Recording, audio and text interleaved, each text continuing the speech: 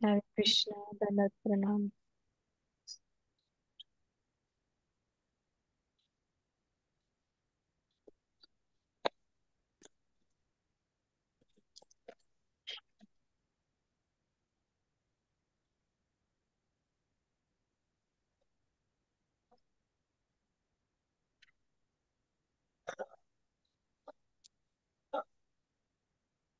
హరే కృష్ణ మాత. Screen కనిపిస్తుందా? కనిపిస్తుంది మాతాజీ. కనిపిస్తుంది మాతాజీ.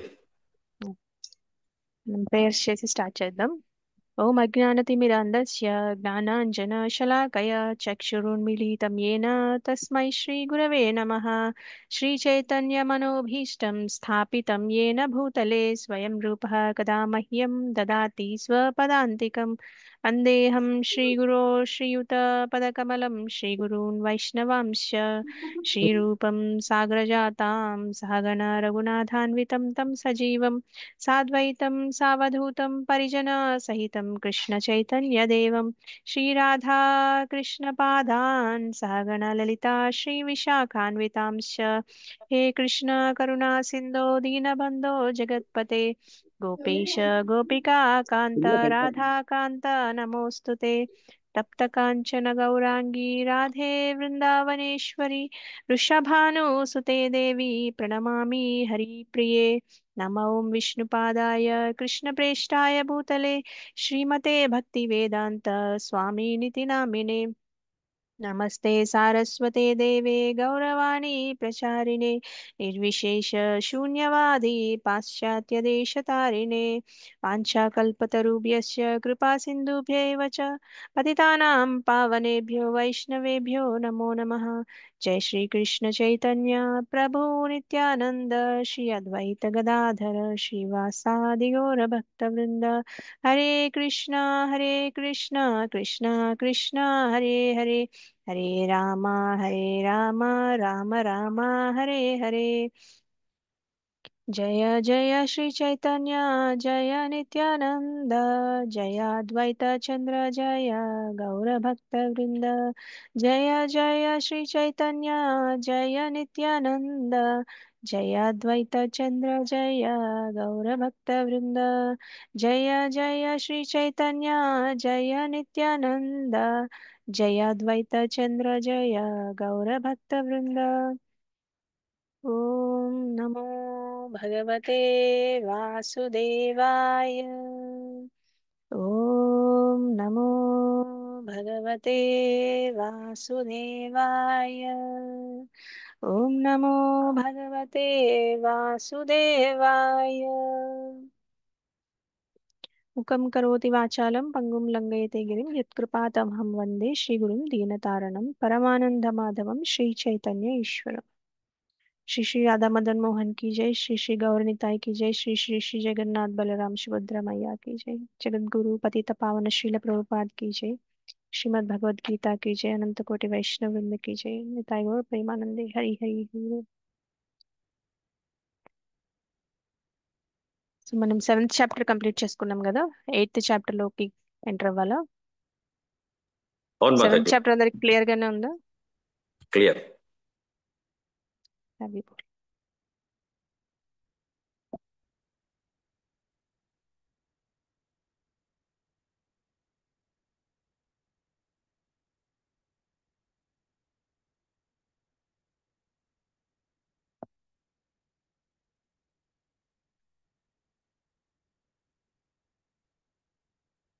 సో అష్టమాధ్యాయము భగవత్ ప్రాప్తి. నిన్న చెప్పిన ఎవరికైనా గుర్తున్నాయా? 7th చాప్టర్ ఎవరైనా ఒకసారి రీక్యాప్ చేస్తారా?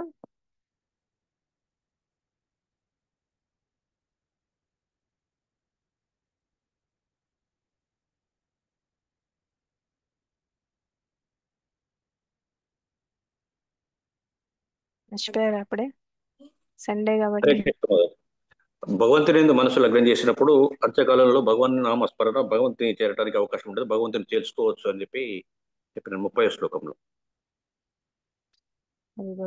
యాక్చువల్గా మనకి 30 శ్లోకంలో కొన్ని కొత్త టర్మ్స్ ఇంట్రడ్యూస్ చేశారు కృష్ణ. సాధిభూతం, సాధి దైవం, అధిభూతం, అది యజ్ఞం. అధిదైవం, అధి యజ్ఞం. మూడు మూడు ఇంకా ప్రయాణకాలే అని 3 చెప్పారు, 5 చెప్పారు. అవన్నీ 4. ఇప్పుడు అర్జునుడికి క్వశ్చన్ వస్తుంది అనమాట. ఇవన్నీ చెప్పారు, వాటి గురించి డీటెయిల్ గా ఎక్స్ప్లెయిన్ చేయమని అడుగుతారనమాట. ఇంకా 8th చాప్టర్ లో. తర్వాత ఇంకొకటి కూడా చెప్పారు మీరు ఇంతకుముందు. మనం అర్థార్థి, జ్ఞాని, ఆ, ఉమ్, తర్వాత జిజ్ఞాసు గురించి తెలుసుకున్నాం. ఇప్పుడు ఇంకో ఇద్దరు భక్తుల్ని కూడా యాడ్ చేశారు. మోక్షకామి, ఉమ్, కేవల భక్త. అవును. కేవల భక్త గురించి మనకి ఇంట్రొడక్షన్ ఇచ్చారు 7th చాప్టర్ లో. 8th చాప్టర్ లో మనకి డిస్క్రైబ్ చేస్తారనమాట. కృష్ణ కేవల భక్తి అంటే ఏంటనేది డిస్క్రైబ్ చేస్తారు. మనకి మామూలుగా 7th చాప్టర్ మొత్తం చూసుకుంటే గనక భగవంతుడు ఆయన గురించి చెప్పారు, ఆయన శక్తుల గురించి చెప్పారు. భౌతిక శక్తి, ఆధ్యాత్మిక శక్తి గురించి చెప్పారు, ఇంకా భక్తి గురించి ఇంట్రడ్యూస్ చేశారనమాట మనకి. భక్తి అంటే ఎలా ఉంటుంది అనేది కృష్ణ చైతన్యం గురించి చెప్పారు. సో కృష్ణ చైతన్యం గురించి చెప్పినప్పుడు కొన్ని కొత్త టర్మ్స్ ఇంట్రడ్యూస్ చేశారు కాబట్టి అర్జునుడికి క్వశ్చన్ వస్తుంది. అర్జునుడు ఇప్పుడు ఏం అడుగుతున్నారు చూద్దాం. 8.1 లో అర్జున ఉవాచ అర్జున ఉవాచ అర్జున ఉవాచ అర్జున కిం తద్బ్రహ్మ కిమధ్యాత్మం కిం కిం తద్బ్రహ్మ బ్రహ్మ కిమధ్యాత్మం కిమాధ్యాత్మం అధ్యాత్మం కిం కర్మ పురుషోత్తమ కిం కిం కర్మ కర్మ పురుషోత్తమ పురుషోత్తమ అధిభూతం చ కిం ప్రోక్తం అధిభూతం చ అధిభూతం కిం చ కిం ప్రోక్తం ప్రోక్తం అధిదైవం కిముచ్యతే. అధిదైవం కిముచ్యతే. అర్జున ఉవాచ అర్జున అర్జున ఉవాచ ఉవాచ కిం తద్బ్రహ్మ కిమధ్యాత్మం కిం తం బ్రహ్మా చ తద్బ్రహ్మాధ్యాత్మం కిమధ్యాత్మం ఉవాచ కిం కర్మ పురుషోత్తమ కిం కిం కర్మ తద్బ్రహ్మ పురుషోత్తమ కిమధ్యాత్మం అద్యం కర్మ పురుషోత్తమ కిం అధిభూతం కర్మ చ కిం ప్రోక్తం అధిభూతం చ చ కిం కిం ప్రోక్తం ప్రోక్తం అధిదైవం కిముచ్యతే. అధిదైవం అధిదైవం అధిదైవముచ్యతే. కిముచ్యతే. అర్జున ఉవాచ అర్జున అర్జున ఉవాచ కిం తద్బ్రహ్మ కిమధ్యాత్మం కిం కిం తద్బ్రహ్మ తద్బ్రహ్మ కిమధ్యాత్మం అధ్యాత్మం కిం కర్మ పురుషోత్తమ కిం కిం కర్మ కర్మ పురుషోత్తమ పురుషోత్తమ అధిభూతం చ కిం ప్రోక్తం అధిభూతం చ కిం ప్రోక్తం అధిదైవం కిముచ్యతే. అధిదైవం అధిదైవం కిముచ్యతే. కిముచ్యతే. సంధ్యా మాతాజీ మీరు రిసైట్ చేయండి శ్లోకం. హరే కృష్ణ మాతాజీ. హరే కృష్ణ. కిం తం బ్రహ్మ కిమధ్యాత్మం కిం కర్మ పురుషోత్తమ అధిభూతం చ కిం ప్రోక్తమది దైవం కిముచ్యతే. హరే కృష్ణ మాతాజీ. కరెక్టే ఉందా మాతాజీ? మళ్ళీ చదవాలా? కరెక్ట్ మాతాజీ. పావని మాతాజీ మీరు శ్లోకం రిసైట్ చేయండి. మాతాజీ ధన్యవాదం. అర్జున ఉవాచ కిం అబ్రహ్మ కిం అధ్యాత్మం కిం కర్మ పురుషోత్తమ అధిభూతం చ కిం ప్రోక్తం అధిదైవం కిముచ్యతే. థ్యాంక్ యూ మాతాజీ. హరే కృష్ణ. మోహిని మాతాజీ మీరు కూడా శ్లోకం రిసైట్ చేయండి. హరే కృష్ణ మాతాజీ. ఓం నమో భగవతే వాసుదేవాయ. అర్జున ఉవాచ కిం బ్రహ్మ కిమాధ్యాత్మ కిం బ్రహ్మ కిమాధ్యాత్మః కిం కర్మ ఆధ్యాత్మం. కిం తద్బ్రహ్మ కిమాధ్యాత్మం. కిం బ్రహ్మ కిమధ్యాత్మం కిం కర్మ పురుషోత్తమ అధిభూతం చ కిం ప్రోక్తం అధిదైవం కిముచ్యతే. హరే కృష్ణ. హరి బోల్ మాతాజీ. ఉషా మాతాజీ మీరు కూడా శ్లోకం రిసైట్ చేయండి. హరే కృష్ణ మాతాజీ. ఓం నమో భగవతే వాసుదేవాయ. కిం తద్ బ్రహ్మ కిం ఆధ్యాత్మం కిం కర్మ పురుషోత్తమ అధిభూతం చ కిం ప్రోక్తం అధిదైవం కిముచ్యతే. హరే కృష్ణ. బోల్ మాతాజీ. సో కిషన్ ప్రభు మీరు అనువాదం చదవండి. హరే కృష్ణ మాతాజీ. అర్జునుడు ప్రశ్నించను, ఓ ప్రభు, ఓ పురుషోత్తమ, బ్రహ్మమననేమి, ఆత్మయననేమి, కామ్యకర్మలననేమి, భౌతిక సృష్టి అననేమి, దేవతలన నెవరు, దయతో ఇది నాకు వివరింపుము. హరే కృష్ణ మాతాజీ. హరి బోల్ ప్రభు. ఉషారాణి మాతాజీ మీరు భాష్యం చదవండి. హరే కృష్ణ మాతాజీ. భాష్యంపై శీల ప్రభుపాద్ ఈ అధ్యాయమున బ్రహ్మమననేమి వంటి అర్జునుని వివిధ ప్రశ్నలకు శ్రీకృష్ణ భగవానుడు సమాధానమిచ్చుచున్నాడు. కామ్యకర్మలు, భక్తియుక్త సేవ, యోగ సిద్ధాంతములు, శుద్ధమైన భక్తియుక్త సేవను గూర్చి కూడా దీని యందు భగవానుడు వివరించుచున్నాడు. పరతత్వం అనున్నది బ్రహ్మంగా, పరమాత్మగా, భగవానునిగా చెప్పబడుచున్నది. శ్రీమద్భాగవతము 1.2.11 తెలుపుచున్నది. వాస్తవమునకు జీవాత్మ అయిన ప్రాణి కూడా బ్రహ్మంగానే చెప్పబడుచుండును. దేహము, ఆత్మ, మనస్సు అను వానిగా అన్వయింపదగిన ఆత్మను గూర్చి కూడా అర్జునుడు తెలియగోరుచున్నాడు. వైదిక నిఘంటువు ననుసరించి ఆత్మ అనగా మనస్సు, ఆత్మ, దేహము, ఇంద్రియములనియు భావము.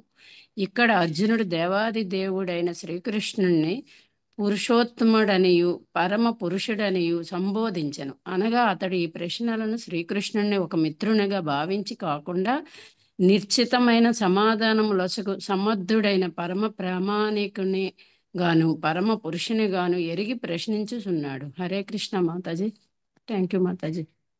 థ్యాంక్ యూ మాతాజీ. హరే కృష్ణ. ఎవరైతే ఇంకా హ్యాండ్ రైజ్ చేశారో అలానే ఉంచండి, నెక్స్ట్ శ్లోకంకి మీకు అవకాశం వస్తుంది.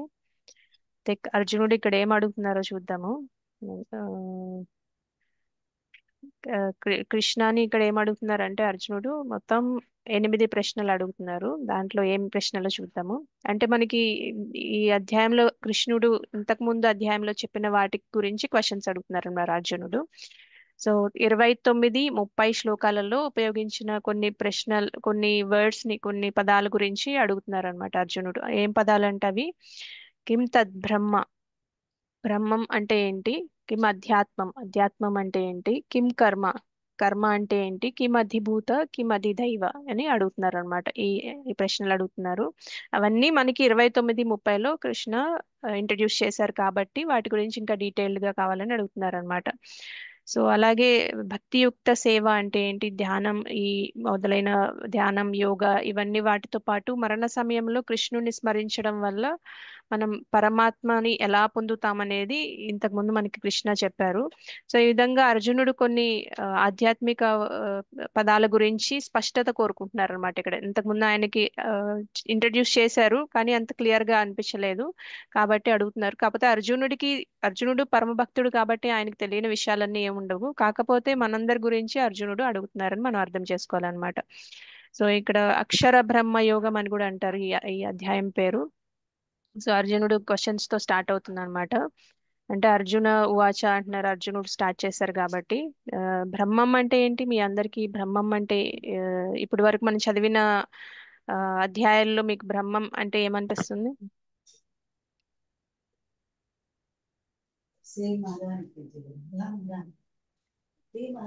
బ్రహ్మం అంటే ఏమనుకుంటున్నారు మీరు? శ్రీకృష్ణ పరమాత్మ. పరమాత్మ అనుకుంటున్నారు. ఓకే, అది కూడా కరెక్టే. యాక్చువల్ గా బ్రహ్మం అంటే చాలా అర్థాలు ఉంటాయి అన్నమాట. బ్రహ్మం అంటే ఆత్మ, మనమైనా అవ్వచ్చు, పరమాత్మ అయినా అవ్వచ్చు, మనకి లార్డ్ బ్రహ్మ ఉంటారు కదా, ఆయన అయినా అవ్వచ్చు. ఈ సాంస్క్రిట్ వర్డ్స్ కి చాలా అర్థాలు ఉంటాయి అన్నమాట. అందుకనే మనకి ఈ స్పిరిచువల్ పరంపరా సిస్టమ్ లో ఎందుకు నేర్చుకోమంటారంటే ఈ ఇంటర్ప్రిటేషన్ చేసేటప్పుడు, ట్రాన్స్లేషన్ చేసేటప్పుడు ఈ శ్లోకాలని దాన్ని కరెక్ట్ గా వాడాలన్నమాట. అందుకనే ఆచార్య పరంపరలోనే మనం గురు శిష్య పరంపరలోనే నేర్చుకోవాలంటున్నారు. ఎందుకంటున్నారంటే ఇలాంటి సాంస్క్రిట్ వర్డ్స్ కి రకరకాల మీనింగ్స్ ఉంటాయి, ఒక్క వర్డ్ కే చాలా మీనింగ్స్ ఉంటాయి కాబట్టి వాటిని కరెక్ట్ గా వాడాలి. కాబట్టి గురు శిష్య పరంపరలో అయితేనే అది యాజ్ ఇట్ ఈజ్ మనకి భగవంతుడు ఎలా చెప్పారో అలా అర్థమవుతుంది అనమాట. లేకపోతే మధ్యలో మనకి లాంగ్వేజ్ వచ్చిన వాళ్ళందరికీ అది ఏ అర్థం తీసుకోవాలో తెలియదు కాబట్టి వాళ్ళకి తెలిసిన అర్థం తీసుకుంటారు. కాబట్టి మనకి భగవద్గీత చాలా ట్రాన్స్లేషన్స్ ఉంటాయి అనమాట. అవన్నిటినీ తీసుకోకూడదు మనం. అందుకనే మనం గురు శిష్య పరంపరలో మన గౌడీయ వైష్ణవ పరంపర ఫాలో అవుతున్నాం కదా, అది చివరి దాకా వెళ్తే మనకి భగవంతుడు ఉండాలన్నమాట. అలాంటి పరంపరలోనే మనం నేర్చుకోవాలని చెప్తారు. సో ఈ కాంటెక్స్ట్ లో మనకి అర్జునుడు ఏం తెలుసుకోవాలనుకుంటున్నారంటే బ్రహ్మం అంటే మన ఆత్మ గురించి తెలుసుకోవాలనుకుంటున్నారు అనమాట ఈ కాంటెక్స్ట్ లో. అది మనం గుర్తుంచుకోవాలి. ఇంకా అధ్యాత్మం, కర్మ, అధిభూతం, అది దైవం కూడా అడుగుతున్నారు. సో కర్మ అంటే మనకి కామ్య కర్మలు ఉంటాయి కదా, ఆ కర్మలు అంటే ఏంటి అని అడుగుతున్నారు అనమాట అర్జునుడు. ఆయనకి తెలియక కాదు, మొత్తం ఈ 5 పదాలు క్లియర్ గా ఉంటే మనకి ఈజీగా ఉంటుంది అనమాట. స్పిరిచువల్ గా మనకి ఆధ్యాత్మికంగా కొంచెం అవగాహన వస్తుంది. ఇంకా అధిభూతం అంటే ఏంటంటే, అధిభూతం అంటే నిన్న కూడా మనం చెప్పుకున్నాం. ఆ, అధిభూతం అంటే మన ప్రకృతిలో పంచభూతాలు అన్నమాట. ఆ పంచభూతాలు మనకి టెంపరీగా ఉంటాయి, భౌతిక సృష్టి అన్నమాట, భౌతికంగా ఉంటాయి, అవి టెంపరీ అన్నమాట అధిభూతం. ఇంకా అది దైవం అంటే దేవతలందరూ అన్నమాట. అది దైవం అంటే దేవతలందరూ. ఇంకా ఇంకా ఇవన్నిటిని ఏమంటారని అడుగుతున్నారు అనమాట అర్జునుడు. సో ఈ పదాలు మనం బాగా గుర్తుంచుకోవాలి. అధిభూతం, అది దైవం, అధ్యాత్మం, కర్మ, బ్రహ్మం. ఈ ఈ ప్రశ్నలు అడుగుతున్నారు. 1 2 3 4 5 ప్రశ్నలు అడిగారు దీంట్లో. సో బ్రహ్మం అంటే ఏంటి, అధ్యాత్మం అంటే ఏంటి, కర్మ అంటే ఏంటి, అధిభూతం అంటే ఏంటి, అది దైవం అంటే ఏంటి అని అడుగుతున్నారు అనమాట. సో బ్రహ్మం అంటే మనం ఈ కాంటెక్స్ట్ లో మనకి ఆత్మ గురించి అడుగుతున్నారు అని గుర్తుంచుకోవాలి. ఆధ్యాత్మం అంటే ఆ ఆ, ఆధ్యాత్మం అంటే స్పిరిచువల్ గా ఏం చేయాలని అడుగుతున్నారు. కర్మ అంటే అంటే మనకి కామ్య ఫలాలు అంటే ఫలాపేక్షతో చేసే కర్మలు అంటే ఏంటని అడుగుతున్నారు. అది దైవం అంటే, అది భూతం అంటే మనకి ఆ, ఈ పంచభూతాలు ఉంటాయి కదా, ఈ పంచభూతాలు, ఈ సృష్టి, దాని గురించి అడుగుతున్నారు అనమాట, భౌతిక సృష్టి గురించి. అది దైవం అంటే ఈ అధిష్టాన దేవతలు ఉంటారు కదా, దేవతలకు సంబంధించిన శక్తులు, ఇవన్నీ మనకి భౌతికంగా ఆ ఈ ప్రపంచం నడిపించటానికి మనకి ప్రతి దగ్గర దేవతలని వాళ్ళని అపాయింట్ చేశారు కృష్ణ. అది ఏంటని అడుగుతున్నారు అనమాట. అంటే మనకి ఇంతకు ముందు కూడా 7వ అధ్యాయంలో చెప్పారనమాట కృష్ణ. అదంతా నేనే అని చెప్పారనమాట. అది భూతం, అది దైవం, అధ్యాత్మం అన్ని నేనే అని చెప్పారు ఆల్రెడీ మనకి. అవన్నీ నేనే అని చెప్పారు, కానీ ఇంకా డీటెయిల్ గా అడుగుతున్నారు అనమాట. ఇది తప్పుగా అర్థం చేసుకుంటే మనకి వేరే దారిలో వెళ్ళే అవకాశం ఉంది, కాబట్టి మనం క్లియర్ గా అర్థం చేసుకోవాలన్నమాట. ఇంకా నెక్స్ట్ 1 to 4 శ్లోకాస్ లో కృష్ణ చెప్తారనమాట. ఈ ఈ అన్ని ప్రశ్నలన్నిటికీ సమాధానం చెప్తారనమాట కృష్ణ. ఇప్పుడు ఈ ఈ శ్లోకాలు అర్జునుడు ఈ క్వశ్చన్స్ అడిగారని గుర్తుంచుకోండి. అర్థమైంది కదా? ఫస్ట్ శ్లోకం క్లియర్ గానే ఉందా?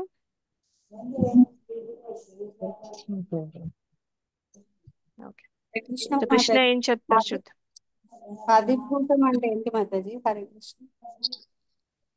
అధిభూతం అంటే మనకి ఇప్పుడు పంచభూతాలు ఉంటాయి కదా, భౌతిక సృష్టిలో పంచభూతాలు ఉంటాయి కదా, అవి భౌతికమైనవి అనమాట. అవన్నీ నశించేవి అనమాట, అవన్నీ టెంపరీగా ఉంటాయి కాబట్టి అవి అధిభూతం. అవన్నీ కూడా నేనే అని చెప్పారు కృష్ణ ఇంతకు ముందు. ఇప్పుడు ఇంకా డీటెయిల్ గా అడుగుతున్నారు అర్జునుడు, ఏం చెప్తున్నారో చూద్దాం కృష్ణ. ఇంకా 8.2 లో కూడా అర్జునుడు ఇంకా 2 క్వశ్చన్స్ అడుగుతారు. మొత్తం ఇందాక అడిగిన క్వశ్చన్స్ కాకుండా ఇంకా 2 క్వశ్చన్స్ ఎక్స్ట్రా అడుగుతారు, అవి ఏంటో చూద్దాం. సో మొత్తం ఫస్ట్ 2 శ్లోకాస్ లో అర్జునుడు క్వశ్చన్స్ అడుగుతారు. నెక్స్ట్ శ్లోకాస్ నుంచి కృష్ణ సమాధానం చెప్తారనమాట, దానికి ఎక్స్ప్లెనేషన్ ఇస్తారనమాట మనకి. సెకండ్ శ్లోకం చూద్దాము. అది యజ్ఞం కథం కోత్ర అది యజ్ఞం యజ్ఞం కథం కోత దేహేస్మిన్ మధుసూదన ప్రయాణకాలే చ కథం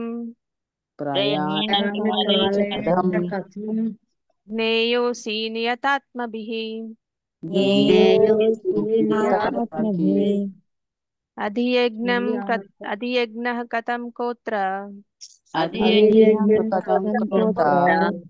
దేహేస్మిన్ మధుసూదన ప్రయాణకాలే చ కథం జ్ఞేయోసి నియతాత్మభిః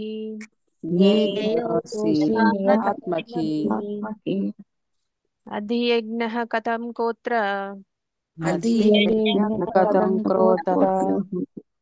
దేహేస్మిన్ మధుసూదన ప్రయాణకాలే చ కథం జ్ఞేయోసి నియతాత్మభిః జ్ఞేయోసి నియతాత్మభిః లక్ష్మీ మాతాజీ మీరు శ్లోకం రిసైట్ చేయండి. హరే కృష్ణ మాతాజీ ప్రణామాలు మాతాజీ. అది యజ్ఞ కథం కురోత్ర దేహేస్మిన్ మధుసూదన ప్రయాణ కాలే చే కథం జ్ఞేయోసి నియతాత్మభిః. హరే కృష్ణ మాతాజీ వచ్చిందా? హరే కృష్ణ. సరోజ మాతాజీ మీరు కూడా శ్లోకం రిసైట్ చేయండి. హరే కృష్ణ మాతాజీ. అది యజ్ఞ కథం కోత్ర దేహేస్మిన్ మధుసూదన ప్రయాణకాలే చ కథం న్యాయోసి నియతాత్మభిః. హరే కృష్ణ మాతాజీ. థ్యాంక్ యూ మాతాజీ. నాగలక్ష్మి మాతాజీ మీరు కూడా శ్లోకం రిసైట్ చేయండి.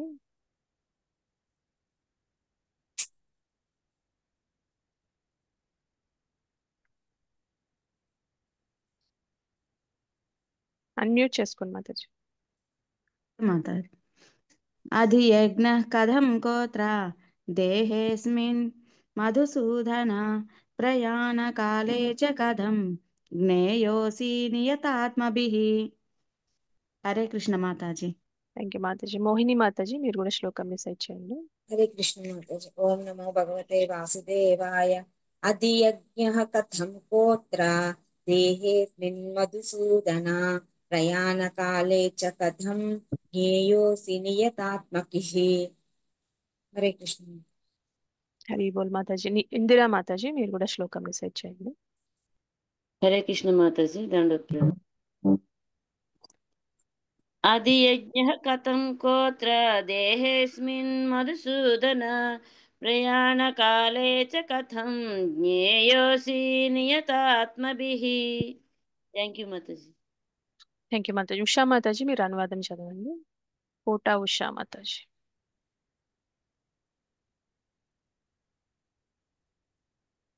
అన్మ్యూట్ చేసుకోవాలి మాతాజీ. ఓ మధుసూదన, యజ్ఞ ప్రభువు ఎవరు? అతడు ఏ విధముగా దేహమునందు వసించియుండు? భక్తియుక్త సేవనందు నిలిచిన వారు మరణ సమయమున నన్నెట్లు ఎరుగ జాలదు. థ్యాంక్ యూ మాతాజీ. ఉషరాణి మాతాజీ మీరు ఫస్ట్ 2 పారాలు చదవండి. జై శ్రీ మాతాజీ మిగతా చదువుతారు. హరే కృష్ణ మాతాజీ.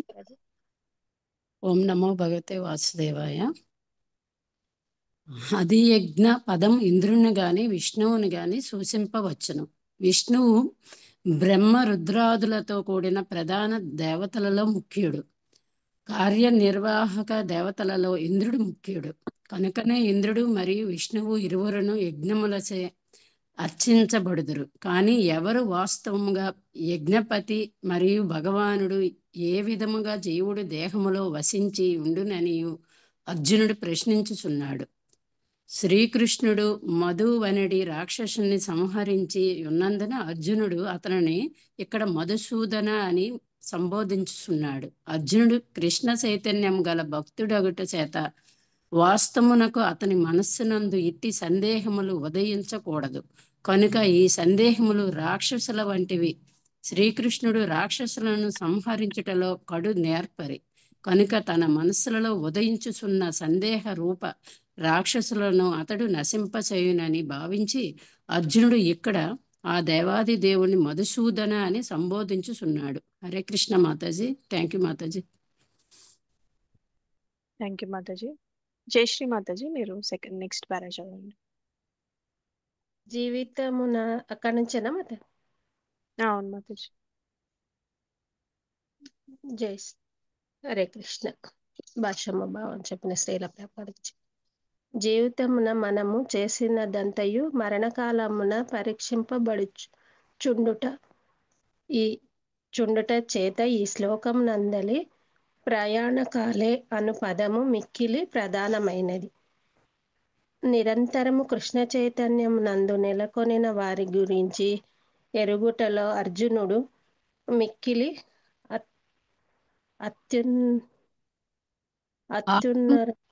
ఆతృత కలిగి ఉన్నాడు. అంతకాలమున వారి స్థితి ఎట్లనుడు మరణం ఎట్లుండును ఎట్లా ఉండును మరణ సమయమున దేహ కర్మములన్నీ కలత చెందే మనసు సరి అయిన స్థితిలో నిలుపజాలకుండును. దేహ పరిస్థితి కారణంగా కలత నొందిన మానవుడు భగవానుని స్మరించలేకపోయినచో కనుకనే మహాత్ముడైన కులశేఖర మహాత్ముడైనను మహాభక్తుడైన కులశేఖర ఓకే సారీ మహాభక్తుడైన కులశేఖర మహారాజు ప్రియమైన ప్రభు నేనెప్పుడు పూర్తిగా ఆరోగ్యంతో పూర్తి ఆరోగ్యంతోనున్నాను. నా మనసు నెన్నడు మనస్సు అనేది మనస్సు ననేడి రాజసింహాసం నీ పాదపద్మనాళమునను చేర్చగలిగి ఉండుటచే నేను శీఘ్రమునే మరణించుట ఉత్తమమును అని ప్రార్థించును. సారీ మాతాజీ. పర్లేదు మాతాజీ, మిగతా నేను చదువుతాను. నా మనస్సు అనేది రాజహంస నీ పాద పద్మ నాళమును చేరగలిగి ఉండుటచే నేను శీఘ్రమే మరణించుట ఉత్తమము అని ప్రార్థించను. ఇది ఎక్కడ ప్రార్థించారంటే ముకుందమాల స్తోత్రము 33వ శ్లోకంలో ప్రార్థించారనమాట. జలపక్షి అయినట్టి హంస పద్మములలోనికి చొచ్చుకొని పోవుటలో వినోదమును అనుభవించును. పద్మములందు ప్రవేశించుట దాని స్వభావ సిద్ధమైన క్రీడ కనుకనే ఈ ఉపమానము ఇక్కడ వాడబడినది. కులశేఖర మహారాజు భగవానుతో, హే ప్రభు, నా మనస్సు ఇప్పుడు కలతలు లేకుండా నిర్మలముగానున్నది. నేను మిక్కిలి ఆరోగ్యముగానున్నాను. కనుక నేను నీ పాదపద్మములను స్మరించుచు తక్షణమే మరణించినచో నిశ్చయముగా నా భక్తియుక్త సేవ పరిపూర్ణము కాగలదు. కానీ నేను నా సహజ మరణమునకై వేచి ఉండినచో అప్పుడు నా దేహ కార్యములన్నీయును చెదిరిపోవుట చేతను నా గొంతు కఫముతో నిండిపోవుటచ్చే నీ నామమును స్మరింపగలనో లేదో నేను ఎరుగజాలను. కనుక వెంటనే మరణించుటయే ఉత్తమము అని విన్నవించుకుంటున్నాడు. అట్టి మరణ సమయమున మానవుడు శ్రీకృష్ణుని పాదపద్మములయందు మనస్సును ఎట్లు స్థిరముగా నిలుపగలుగునని అర్జునుడు ప్రశ్నించుచున్నాడు. అర్జునుడు ఇక్కడ ఇంకా 2 క్వశ్చన్స్ అడుగుతున్నారు అనమాట. అధియజ్ఞ కథం కోత్ర దేహేస్మిన్ మధుసూదన అని చెప్తున్నారు అనమాట. అంటే ఏమంటున్నారంటే యజ్ఞాలన్నిటికీ యజ్ఞ పురుషుడు ఎవరిని అడుగుతున్నారు అనమాట.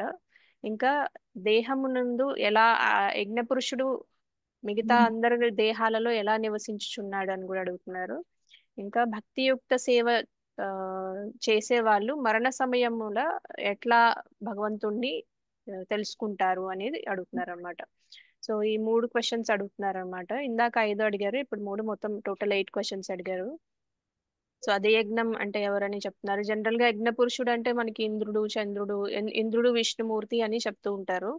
అందుకనే మనకి గోవర్ధన లీల కూడా గుర్తుందా మీకు? గోవర్ధన లీలలో కూడా నేనే యజ్ఞాలన్నిటికీ నేనే యజ్ఞ పురుషుడిని అనేసి ఇంద్రుడు నాకు పూజలు చేయకుండా గోవర్ధన్ కి పూజ చేస్తున్నారు అనేసి వ్రజవాసిస్ మీద ఘోరమైన వర్షాలు కురిపిస్తారు కదా.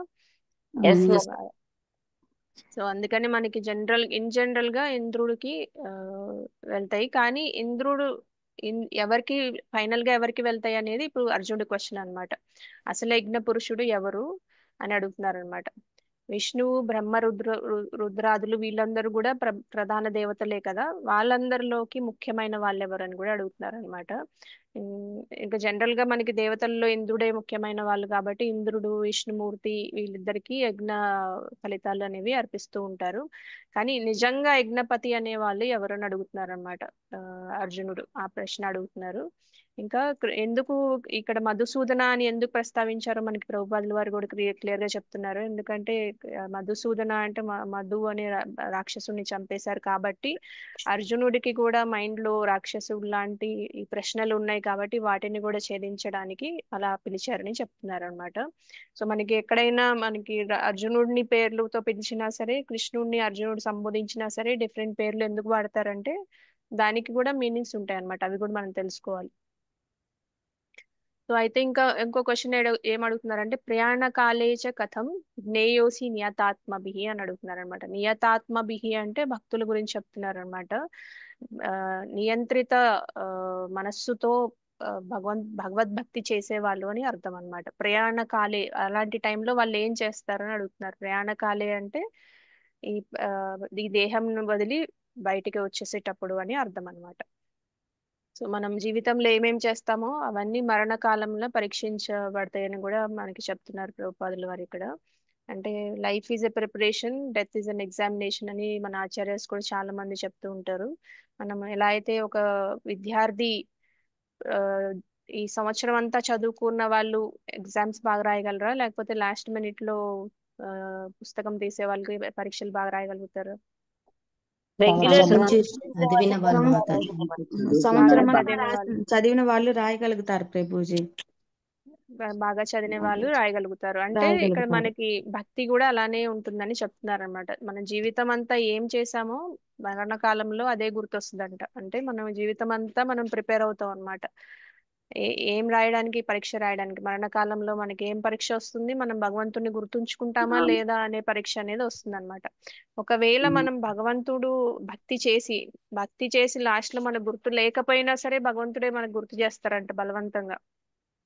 భగవంతుని డైరెక్ట్ గా మన హృదయంలో పరమాత్మ లాగా ఉంటారు కదా, ఆయనే మనకి బలవంతంగా గుర్తు చేస్తారంట. నిజంగా మనం భక్తి చేసి మనకు నిజంగా మర్చిపోతే కూడా. ఇంకా ఏం చెప్తారంటే ఆ టైంలో భగవంతుడు కానీ భగవద్భక్తులు కానీ ఇప్పుడు చాలా మందికి లాస్ట్ మూమెంట్స్ లో ఎవరైతే భక్తి చేస్తూ ఉంటారో వాళ్ళ దగ్గరికి వెళ్ళి కీర్తనలు చేస్తారనమాట. అంటే కీర్తనలు చేసినప్పుడు భగవంతుడు గుర్తొస్తారా రారా? వస్తారు భక్తులు వెళ్ళి కీర్తన చేస్తే గుర్తొస్తారు కదా. వస్తారు సో మాతాజీ. అలాంటి అరేంజ్మెంట్ కృష్ణనే చేపిస్తారని చెప్తారనమాట. అందుకని ప్రయాణ కాలే అనే పదం ఇక్కడ చాలా ప్రధానమైనదని ప్రభుపాదుల వారు మనకి మళ్ళీ మళ్ళీ చెప్తున్నారు.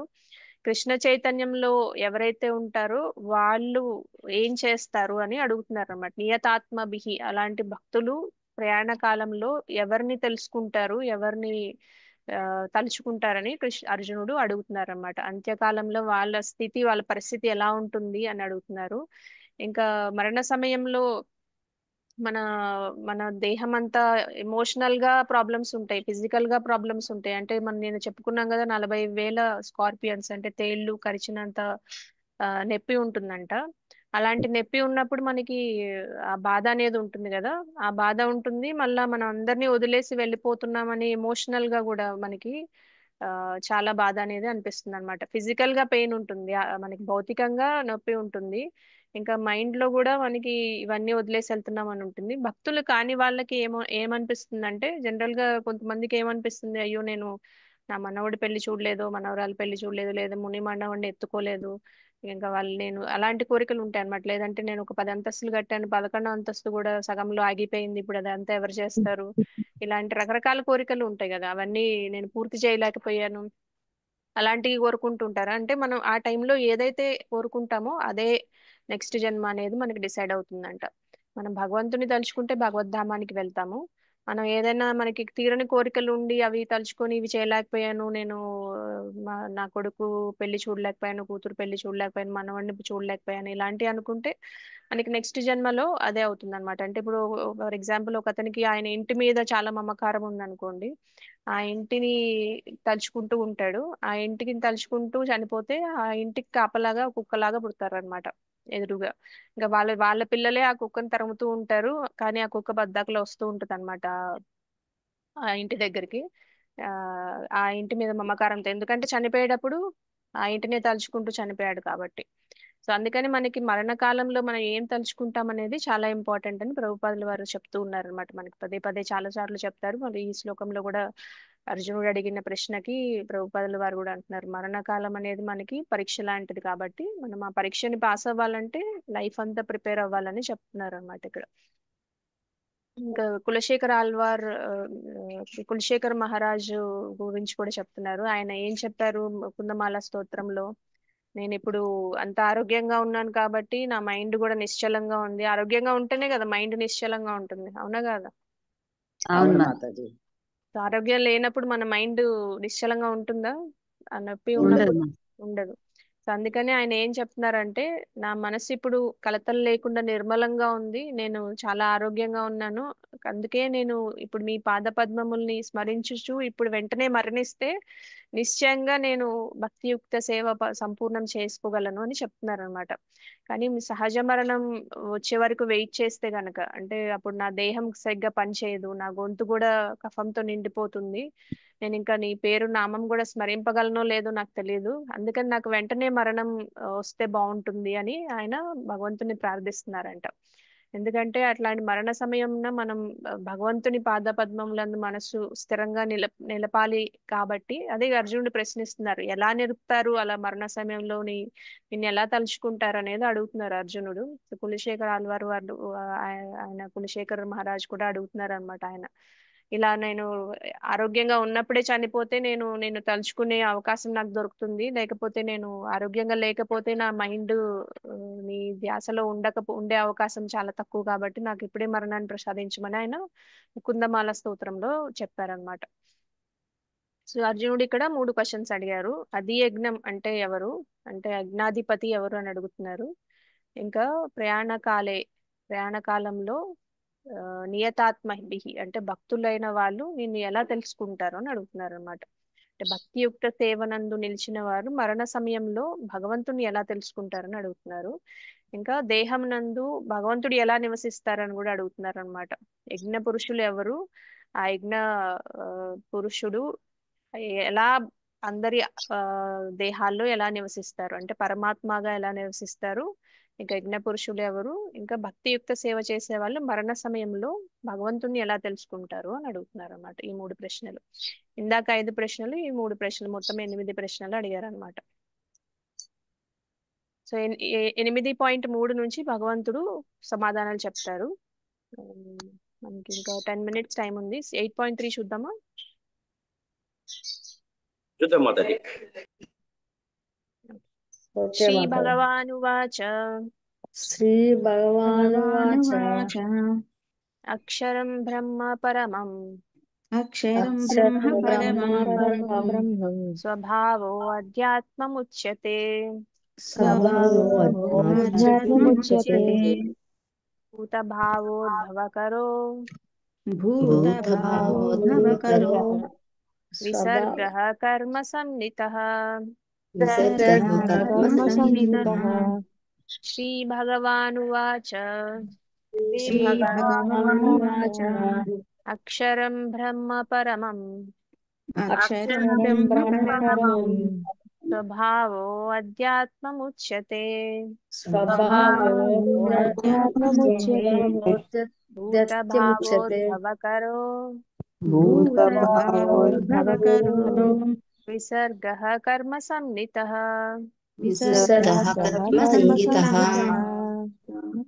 శ్రీ భగవానువాచ అక్షరం బ్రహ్మ పరమం స్వభావో అధ్యాత్మముచ్యతే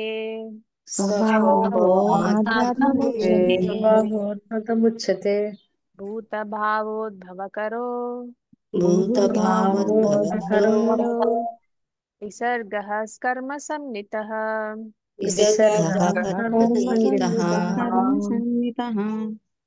అవుని మాతాజీ, శ్లోకం రిసైట్ చేయండి.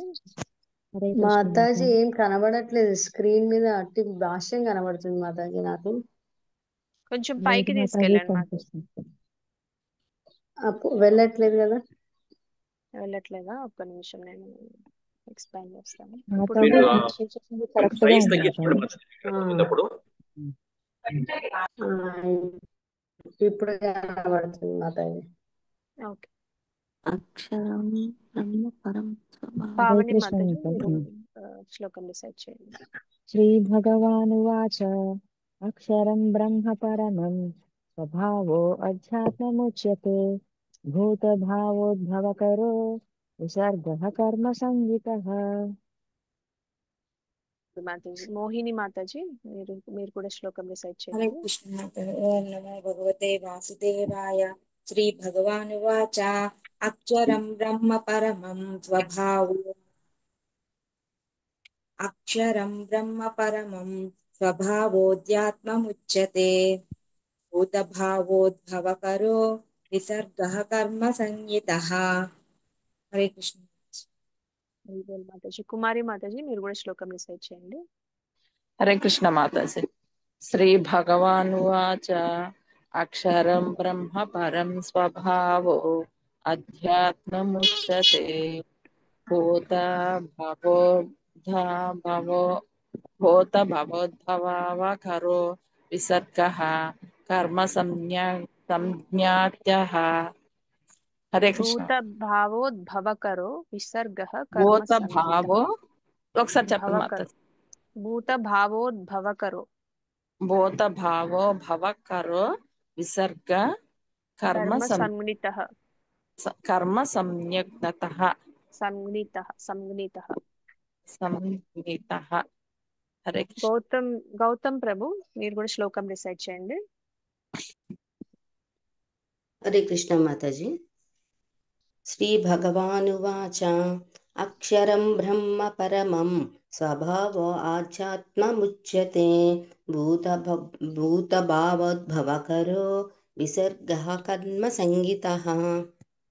హరే కృష్ణ మాతాజీ. హరే కృష్ణ. నాగలక్ష్మి మాతాజీ అనువాదం చదవండి.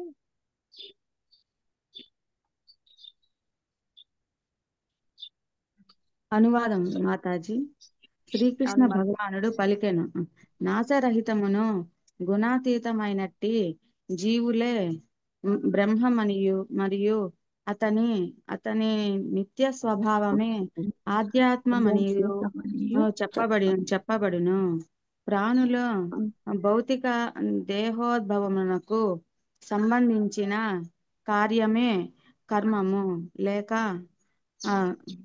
కామ్యకర్మము అని చెప్పబడుచున్నది. మాతాజీ. ఉషా మాతాజీ మీరు ఫస్ట్ పారాగ్రాఫ్ చదవండి భాష్యంలో.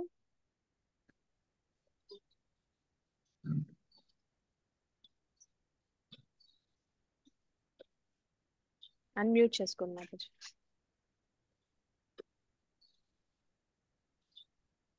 సరోజ మాతాజీ మీరు చదవండి భాష్యంలో ఫస్ట్ పారాగ్రాఫ్ చదవండి.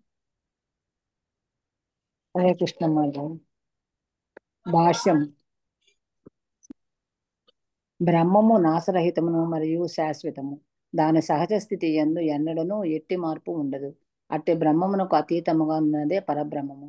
బ్రహ్మము జీవుని సూచింపగా పరబ్రహ్మము దేవాది దేవుడైన శ్రీకృష్ణుని సూచించును. అట్టి జీవుడు భౌతిక జగత్తునందు స్వీకరించడి స్థితి అతని నిజస్థితికి భిన్నమైనది. భౌతిక చైతన్యములో అతడు భౌతిక ప్రకృతిపై ఆధిపత్యం వహించుటకు ప్రభువుగా మారుటకు యత్నించినను ఆధ్యాత్మిక చైతన్యములో అనగా కృష్ణ చైతన్యమునందు దేవాది దేవుని సేవించుటయే అతని స్థితి. అట్టి భౌతిక చైతన్యమునందున్నంత కాలము అతడు భౌతిక జగత్తును వివిధ దేహములను పొందవలసి వచ్చును. అది ఏ భౌతిక చైతన్యపు ప్రభావం వలన కలిగడి వైవిధ్యముతో కూడిన సృష్టి లేదా కర్మము అనబడును. హరే కృష్ణ మాతాజీ. కృష్ణ. కుమారి మాతాజీ మీరు నెక్స్ట్ పారాగ్రాఫ్ చదవండి. హరే కృష్ణ మాతాజీ. వైదిక సారసత్వమునందు జీవుడు జీవాత్మగా మరియు బ్రహ్మగా చెప్పబడనే గాని పరబ్రహ్మగా ఎన్నడూను చెప్పబడలేదు. అట్టి జీవుడు కొన్ని మార్లు తమోమయమైన భౌతిక చైతన్యముతో తాదాత్మ్యం చెంది తాను జడ పదార్థమేనని భావించును. మరికొన్ని మార్లు ఉన్నతమైన ఆధ్యాత్మిక శక్తితో తదాత్మ్యం చెంది తాను పరా ప్రకృతియేనని గుర్తించుచుండును. ఈ విధముగా అతడు వివిధ స్థితులను పొందుచుండెను. కనుకనే జీవాత్మ భగవంతుని తటస్థ శక్తిగా పిలువబడును. జీవాత్మ భౌతిక లేక ఆధ్యాత్మిక ప్రకృతులతో తనకున్న తాదాత్మ్యం నన్నుసరించి అతడు భౌతిక దేహమును గాని లేదా ఆధ్యాత్మిక దేహము గాని పొందుచుండెను. భౌతిక ప్రకృతిలో ప్రకృతిలో అతడు 84 లక్షల జీవజాతులలో ఏదైనా ఒక జన్మను పొందెను. ఆధ్యాత్మిక స్వభావమున మాత్రము ఒకే ఆధ్యాత్మిక దేహమును కలిగి ఉండును. భౌతిక ప్రకృతిలో అతడు కొన్ని మార్లు తన కర్మను అనుసరించి మానవునిగా దేవతగా జంతువుగా పక్షిగా వ్యక్తమగుచుండెను. కానీ భౌతికములైన స్వర్గలోకములను పొంది అక్కడ పైకి జరపరా మాతాజీ, కొంచెం జరగట్లా, ఒక్కసారి ఒక్క నిమిషం. అక్కడ సౌకర్యములను అనుభవించుటకు అతడు కొన్ని మార్లు యజ్ఞముల ఆచరించుచుండెను. కానీ తన పుణ్యఫలము నశించినంతనే తిరిగి భూమిపై మానవ రూపమున జన్మించుచుండెను. ఇదియే కర్మము అనబడును. థ్యాంక్ యూ మాతాజీ. స్వర్ణలత మాతాజీ మిగతా చదవండి. మాతా హరిబోల్ మాతాజీ. వైదిక ఎక్కడి ఇక్కడ నుంచి వైదిక వైదిక యజ్ఞం యజ్ఞ విధ కొంచెం పెద్ద అయ్యారా మాత. వైదిక యజ్ఞ విధానంన చాందోగ్యోపనిషత్తు పంచాగ్ని విద్య వివరించుచున్నది. దాని ప్రకారము యజ్ఞ వేదికపై 14 యందు 5 రకములైన ఆహుతులు చేయబడును. పంచాగ్నుల యందు 5 రకములైన ఆహుతులు చేయబడును. స్వర్గలోకములు, మేఘములు, భూమి, పురుషుడు, స్త్రీ యనునవి పంచాగ్నులుగా భావింపబడును. శ్రద్ధ చంద్రుడి పైన భోక్త, వర్షము, ధ్యానము, వీర్యము లనునవి పంచాహుతులుగా భావించబడును. యజ్ఞాచరణల విధానములందు జీవుడు ప్రత్యేక స్వర్గలోకములను పొందుటకై ప్రత్యేక యజ్ఞములను నొనరింగి తత్ఫలితముగా వాటిని పొందుచుండును. కానీ యజ్ఞ ఫలముల నశించినంతనే జీవాత్ములు వర్షపు చినుకుల యందు ప్రవేశించి భూమిని చేరి తర్వాత ధ్యాన రూపములను పొందురు. ఈ ధ్యానములు మానవులచే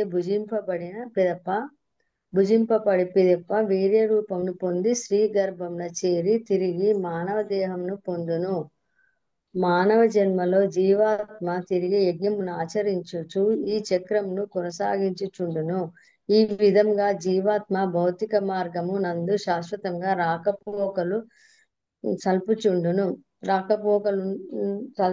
కానీ కృష్ణ చైతన్యవంతుడైన వ్యక్తి అట్టి యజ్ఞములను పరిహరించును. అతడు ప్రత్యక్షముగా కృష్ణ చైతన్యమునందు నెలకొని భగవద్ధామమును చేరుటకు యత్నించును. భగవద్గీత చదవాలా మాతాజీ? మోహిని మాతాజీ హ్యాండ్ రేస్ చేశారు. మిగతా ఓకే మాతాజీ. ఓకే, హరే కృష్ణ మాతాజీ. Thank you. హరే కృష్ణ మాతాజీ. భగవద్గీతకు వాఖ్యానమును రచించు కొందరు నిరాకారవాదులు భౌతిక జగత్తు నందు పరబ్రహ్మము జీవరూపము దాల్చునని ఆయుక్తముగా వాదించుచు తమ వాదములను సమర్థించుటకు గీతయందలి పంచదశాధ్యాయపు ఏడవ శ్లోకమును ఉదాహరింతురు. కానీ ఆ శ్లోకమునందు భగవానుడు జీవి నా నిత్యమై అంశము అని కూడా చెప్పుచున్నాడు. అట్టి భగవానుని అంశైన ప్రాణి భౌతిక జగత్తునకు పతనము చెందవచ్చును గాని భగవానుడెప్పుడును అట్లు పతనము నొందడు, అచ్యుతుడు. కనుకనే పరబ్రహ్మము జీవుని రూపమున పొందుననడి భావము అంగీకార్యము కాదు. బ్రహ్మము జీవుడు పరబ్రహ్మము కంటెను దేవాదిదేవునికి భిన్నుడని వైదిక వాగ్మయమునందు తెలుపబడిన విషయమును జ్ఞప్తి అందించుకొనుట అత్యంత ముఖ్యము. హరే కృష్ణ మాతాజీ. థ్యాంక్ యూ మాతాజీ. హరే కృష్ణ. మనకి ఎక్స్ప్లెనేషన్ కి టైం లేదు, దీనికి చాలా టైం పడుతుంది. సో రేపు చూద్దాము. రేపు అనుషా మాతాజీ వస్తారు. ఈ శ్లోకానికి అంటే మనకి అర్జునుడు అడిగిన క్వశ్చన్స్ అన్నిటికీ ఒక్క క్వశ్చన్ కి తప్ప మిగతా అన్నిటికీ దీంట్లోనే ఆన్సర్ చెప్పేస్తారు కృష్ణ. సో ఇది చాలా ఇంపార్టెంట్ శ్లోకము. ఇది రేపు చూద్దాము. ఇంకా ఏమైనా ప్రశ్నలు ఉంటే అడగండి, లేకపోతే మనం క్లాస్ క్లోజ్ చేసుకుందాం. మాతాజీ భగవద్గీత రోజు ఇట్లా రోజు చదవచ్చు కదా మాతాజీ జూమ్ మీటింగ్ లో 4 చదవచ్చు. అధ్యాయులు 5 అధ్యాయులు అట్లాగా మాతాజీ. అంటే మొత్తం అంటున్నారా మాతాజీ? అవును మాతాజీ, ఇట్లా జూమ్ మీటింగ్ లోనే అట్లా ప్రోగ్రామ్ పెట్టొచ్చు కదా మాతాజీ. మొత్తం 5 అధ్యాయాలు ఒకటే రోజా మాతాజీ? అవును ఒకటే రోజు మాతాజీ. అంటున్నారా? అవును మాతాజీ, అట్లాగా అంటే ఒకటే రోజు వరుసగా చదివే అది కంటిన్యూ చదివితే అర్థం కాదు కదా మొత్తం ఒకేసారి. అంటే ఆల్రెడీ 1-2 సార్లు చదివిన వాళ్ళకైతే అలా అవ్వచ్చు, కానీ స్లోగా వెళ్తే కొంచెం బాగా అర్థం అవుతుంది మాతాజీ. ఒకేసారి వెళ్తే గుర్తుండవు కదా. ఇప్పుడు 2-3 శ్లోకాలు చెప్పినా నెక్స్ట్ డే చెప్పలేకపోతున్నాం కదా, కొన్ని కొంచెం అర్థం టైం కాదు. పడుతుంది మాతాజీ. టైం అర్థం పడుతుంది. అవ్వడానికి కొద్దిగా టైం పడుతుంది. స్లోగా వెళ్ళడం మంచిది. అంటే చదివిన శ్లోకమే మళ్ళీ మళ్ళీ చదువుకొని దాన్ని అర్థం చేసుకోవడానికి ప్రయత్నించవచ్చు, కానీ ఒకేసారి అంత నాలెడ్జ్ లోపలికి వెళ్ళదు అనమాట. కొంచెం అంటే కొంచెంగా వెళ్తుంది. భగవద్గీత పారాయణ లాగా మాతాజీ అడుగుతా ఉండేది. పారాయణ అంటున్నారా? ఓకే. ఓన్లీ శ్లోక రిసైటేషన్ అంటున్నారా మీరు? అవును మాతాజీ. 1-2 శ్లోకాలు చదివితే నీట్ గా అర్థం అవుతుంది కదా మాతాజీ. అవును, 1-2 మాతాజీ పారాయణ లాగా అంటున్నారు. నేను అడుగుతా మాతాజీ, ప్రభుజీస్ని అడిగి చెప్తాను. పారాయణ ఏమన్నా అంటే మన గీతా జయంతి అలాంటప్పుడు చేస్తూ ఉంటారు, అన్ని రోజులు అవును చేయరు. మాతాజీ, అది మాతాజీ అంటా ఉండేది. నేను అంటే అడుగుతాను అప్పుడు ఒకవేళ ఓన్లీ ఎలాంటి శ్లోకాలేగా మాతాజీ. హరే కృష్ణ మాతాజీ. అప్పుడు ఓన్లీ ఇలాగైతే అందరూ చదివినట్టుగా ఉంటారని. ఓన్లీ శ్లోకాలు అయితే మనం చూద్దాము. అది నేను అడుగుతాను, ప్రభుజీస్కి చెప్తాను నేను. సరే మాతాజీ, ఆ కార్యక్రమం అట్లా చూడండి మాతాజీ. ఓకే మాతాజీ, మనకి ఈవినింగ్ ఒక రిసైటేషన్ క్లాస్ ఉంటుంది, దాంట్లో జాయిన్ అవ్వచ్చు మీరు. అది కూడా అన్ని శ్లోకాలు ఉండవు, కొన్ని ఉంటాయి, దాంట్లో కూడా 2-3 చెప్తారు. అది అవని ప్రతిరోజు మాతాజీని కాంటాక్ట్ అవ్వండి. దేంట్లో మాతాజీ? భక్తి యోగాని ఈవినింగ్ 8ంటికి ఒకటి ఉంటుంది, దాంట్లో శ్లోక రిసైటేషన్ ఉంటుంది అనమాట. దాంట్లో శ్లోక అంటే వచ్చేలాగా చెప్పిస్తారు. అంటే మీ ఈ ప్రోగ్రామ్ లోనేనా మాతాజీ జూమ్ మీటింగ్? ఒకసారి పావని మాతాజీ కాంటాక్ట్ హరే అవ్వండి మీరు. కృష్ణ మాతాజీ, మాతాజీ మధ్యాహ్నం డీటెయిల్స్ 11 గంటలకు ఒకటి ఉంటుంది, రాత్రి 8 గంటలకు ఒకటి మీటింగ్లు ఉంటాయి మాతాజీ, క్లాసులు. పావని మాతాజీ మీరు క్లాస్ లో ఉన్నారా? అంటే దాని గురించి కూడా మెసేజ్ పెట్టండి మాతాజీ. అదే మాతాజీ దండపైన ఉన్నాను. Mataji Pavani evening Mataji link contact చేయండి.